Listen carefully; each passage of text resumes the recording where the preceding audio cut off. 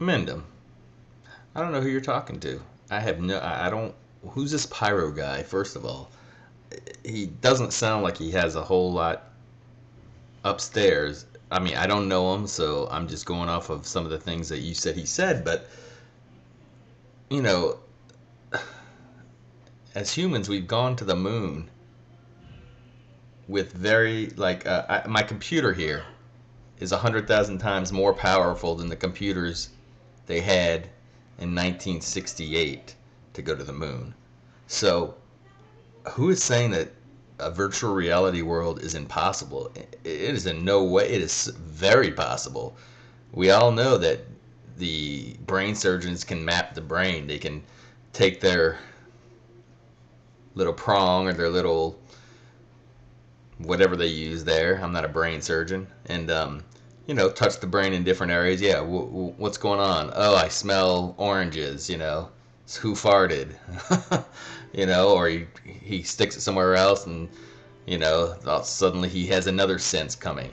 So, basically all it would take to have this virtual reality world would be hooking the brain up to computers like they do. They have the capability now to have a pretty much like remember the $6 million man back in the 70s. Bionics, bionic people, bionic eye, bionic ear, they hook straight to the brain. The computer chip, you can actually even turn it off, and if you want to go to sleep and don't want to be bothered, turn it off. Or you're in a library and you can't read, because somebody's talking next to you, you just turn it off. And so they have bionic ears. This is so possible. And what really bothers me about what this other guy is saying is that he doesn't want to leave it to you to, and like you said, you don't want to regulate it, but the fact that people who say things like this are pretty much living a decent life. What Mendham is saying is give people a choice. How about that guy who's living out in the street, or that starving kid in Africa, or someone who's living in a shack somewhere, plug them in, have them plugged in. And obviously you still have to feed these people. I mean, if you go by the Matrix, they were feeding off of other people, cannibalism after people died. But, there's sure there's that's a problem they can work out whenever this technology comes about on how to keep people alive. But yeah, I mean, why not do it? I saw someone who responded to your video. His name slips my mind. He had a pretty good video, and he was saying that he didn't think it could, the virtual reality from the 80s where you had the glasses and the gloves and all, and it just didn't work. Well, the reason it didn't work is because that's just a crude version of what they could actually do.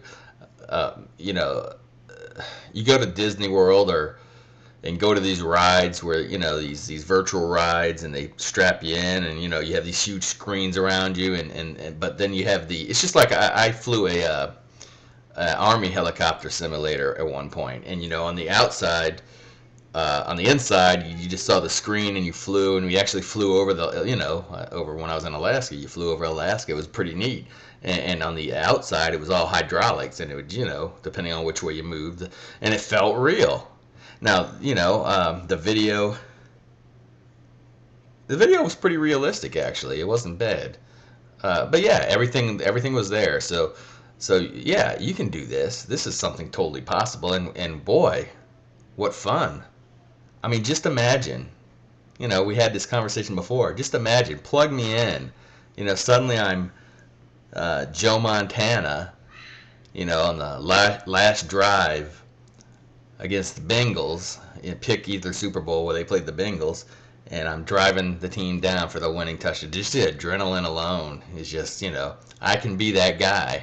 I can finally be that guy that I dream about. Or you can be Michael Jordan.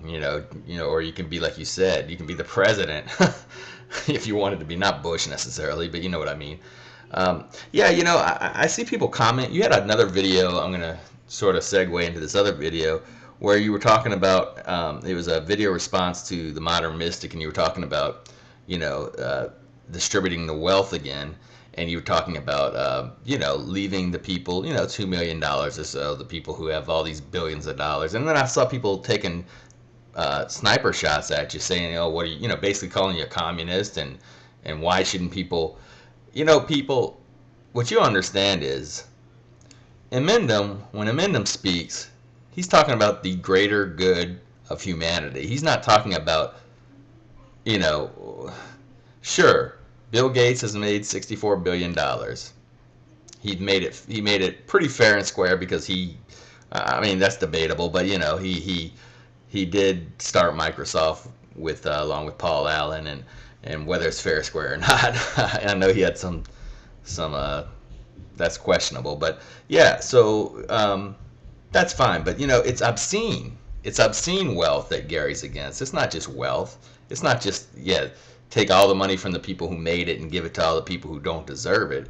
He's saying as a whole, you have this guy, or you have a guy, say the Walmart family, Sam Walton, who was the richest man in the world before he died, gave all the money and made, the half of the 15 most wealthiest people in the world. And people like Paris Hilton, who just inherit this stuff. It's just unfair, and it is unfair. To this society, Paris Hilton has done a lot less than what I've done for this society. And I argue to say what Emendem and what most people here, even on YouTube, have done for society.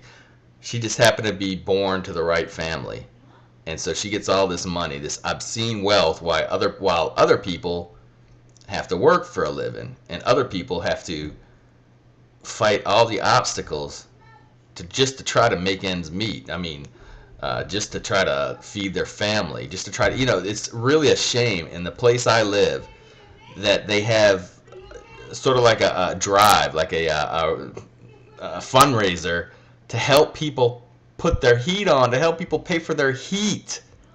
Is there a state program for this? I mean,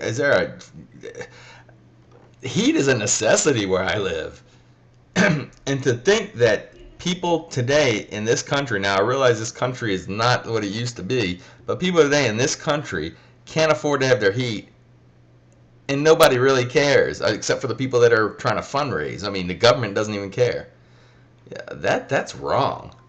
That is wrong. And so to take somebody like the Walton family or Paris Hilton and have them have this obscene amount of wealth, billions of dollars, especially Paris Hilton, so she can go and make a sex video and go, have her own little stupid reality show and just really have nothing for society, bring nothing but decadence.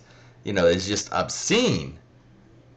But yet he's being called a communist, where all he's saying is, hey, this is obscene. Let's put a limit. I'd go $10 million. Let's put a limit on $10 million. If you make $10 million, you can keep it. Anything over $10 million is obscene and needs to be redistributed back. I don't know, just redistribute back to the national debt or into some charity. Nothing wrong with that. And whatever. If you say I'm communist, I mean, I probably have done more for this country than most people. So, call me what you want. All right, well, got a few seconds here left. And I just want to make another comment. I can't remember the stupid guy's name up in Ohio, this talk show host that was ranting against Obama, and it's just like the Rush Limbaughs and the O'Reillys. They're gonna, well, not so much O'Reilly, more Rush Limbaugh. They're gonna bring up his middle name, Hussein, and just, it's not. Let me tell you, people out there, whoever's gonna be watching this video, yeah, right, but it's not working. Your rhetoric's not working anymore. Rush Limbaugh, Not working. Nobody's listening. Blah, blah, blah, blah, blah, blah, blah. Nobody's listening. Just go ahead and fade off to the sunset. Sean Hannity, nobody's listening. All right. That's enough said.